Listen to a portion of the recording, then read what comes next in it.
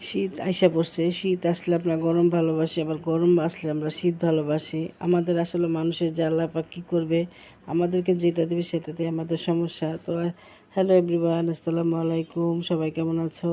আশা করি সবাই ভালো আছো। আমরাও আল্লাহর অশেষ মেহেরবানিতে ভালো আছি। তো এখন সকালবেলা ঘরদোর ঝাড় দিতেছি। তো সকালে অবশ্য প্রায় ৯টা ৯:৩০টার মতো বাজে। তো এই তো এখন সব গোছগাছ করতেছি। আর এখানে আমি নাটক দেখতেছি আর কাজ করতেছি। তো জিও চ্যানেলের নাটকগুলি কিন্তু আমার কাছে খুবই ভালো লাগে। তো প্রায় সময় নাটক দেখি আর কাজ করি। তো বিছানার চাদরটা চেঞ্জ করলাম। তো অনেকটা ধুলা।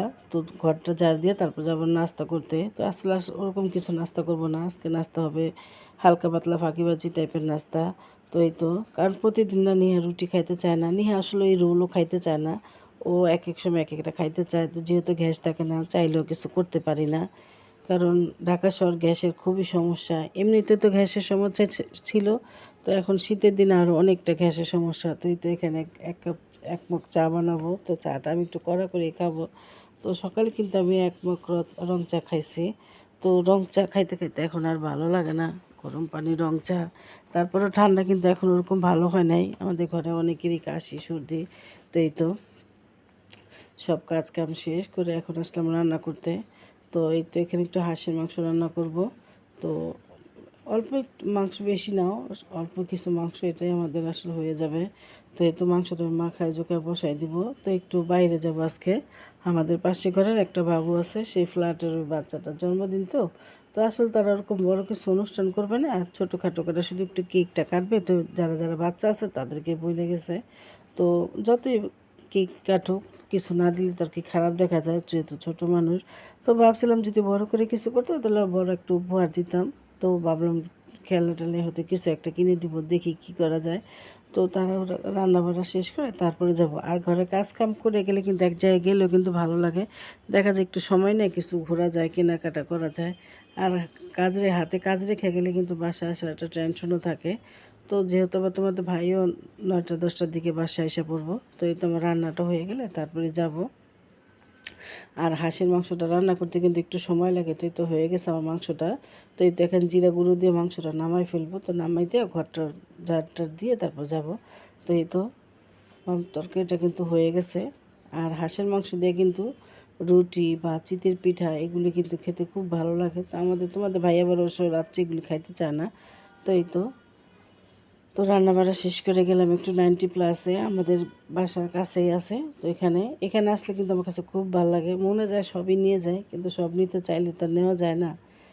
নেওয়ার একটা ব্যাপার থাকে, টাকা পয়সারও ব্যাপার থাকে, যেহেতু আমরা চাইলে সব কিছু একসাথে করতে পারি না। তো জিনিসপত্র দেখতে খুবই ভালো লাগতেছে। তো দেখতেছি কি নেওয়া যায়। তো আমি টেনশন করতেছি বাচ্চাটার জন্য কী নিব, যেহেতু ছেলে বাচ্চা।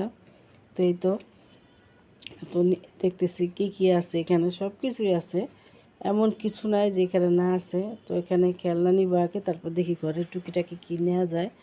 তো এই তো দেখতেছি কী নিব।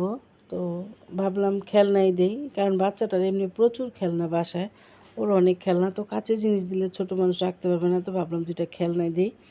তো দুইটা খেলনাই নিলাম, যেহেতু নিহা যাবে, আলিফ ইয়ামিন যাবে। তো দুইটা খেলনা নিলাম। তো এই তো খেলনা নিয়ে বাসায় এসে পড়ছি। তো ছোট্ট একটা ক্রাম বোর্ড নিলাম। আর তো একটু ঝটপট দেখাইতেছে, কারণ আমাদের ইয়ামিন দেখলে আবার দিতে চাইবে না, ভাববে আমাদের, তাই নিয়েও এসে পড়তে পারে। তো এই জন্য ওকে না দেখায় চুপে চুপে দেখাইতেছি। তো এই তো এখানে একটা ফলের ঝুড়ি নিছি, আর একটা ছোটো ক্রাম বোর্ড নিছি। তো নিহা একটা ঘড়ি পছন্দ করলো, তোর জন্য একটা ঘড়ি নিলাম। আর ছোটো একটা তোয়ালিয়া নিলাম হাত পোছার জন্য। তো এই তো এটা বেসিনে রাখলে কিন্তু খুব সুন্দর হবে। তো তোমরা কমেন্টে জানাবা কেমন হয়েছে। আর দুইটা ললিপপ নিলাম আলিফ ইয়ামিনের জন্য। তো ভাবলাম দিয়ে আসি আমি আগে, কারণ দেখলে আবার ঝামেলা আছে। তো এই তো তো ছোটো মানুষ ছোটোভাবে করবে আর কি, তো খেলবে, এই এই উদ্দেশ্যে আর কি এই দুইটাই দিলাম। তো তোমাদের ভাই আসার সময় নিয়ে আসছে গরম গরম জিলাপি। তো বলতেছে গরম গরম জিলাপি ঘিয়ে ভাজা খাও, সবাই মিলে তা খাই ফেলা, ঠান্ডা হয়ে যাব। তো আর যে ওরা যে যাবে কেক কাটতে, তো প্রায় 10:30 11টার মতো বাজে আসছে, ওনাদের এখনও লোকজন আসে নাই। তো কেক এখনও কাটে নাই। তাই নিহারে বলতেছি যাও, তো ও যাইতে চাইতেছে না। তো হঠাৎ করে কিন্তু ঢাকা ঠান্ডা পড়ছে, ভালোই ঠান্ডা পড়ছে। তো আমরা তো ফ্ল্যাট বাসায় থাকি, তেমন এটা বুঝি না, কিন্তু যারা গ্রামে থাকে তাদের অবস্থা ভয়াবহ। তো যারা গ্রামে থাকো তোমরা সবাই ভালো থাকবা, সুস্থ থাকবা, আর সতর্ক থাকবা, যেহেতু ছোট ছোট যাদের বাচ্চা আছে, বয়স্ক আছে। তো সবাই ভালো থাকবা, সুস্থ থাকবা।